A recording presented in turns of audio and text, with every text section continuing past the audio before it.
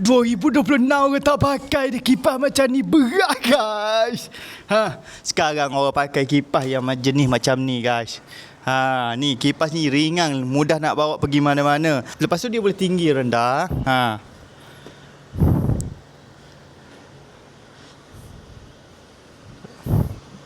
Dia boleh pergi kiri sah.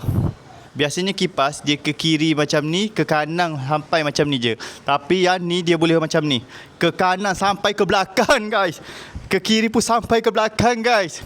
Congkok, boleh naik atas, boleh turun. Angin dia kuat guys. Okey, kita cuba level 3 terus